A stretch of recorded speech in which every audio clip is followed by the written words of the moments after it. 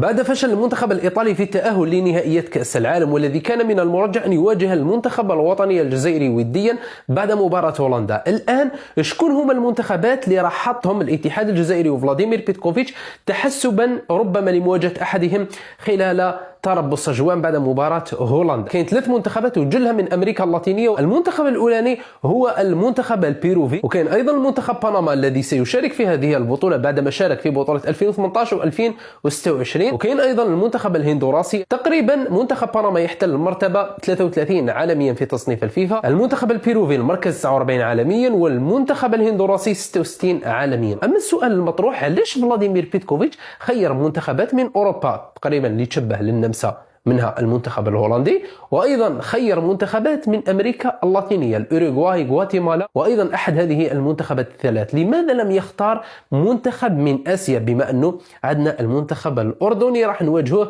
أيضا في بطولة كأس العالم؟ يعني شيء محير، لأنه كاين عديد المنتخبات. كاين المنتخب العراقي اللي راه تأهل واللي تشبه طريقة اللعب تاعو لحد كبير المنتخب الأردني. كاين أيضا المنتخبات الآسيوية الكبيرة مثل اليابان، مثل كوريا الجنوبية.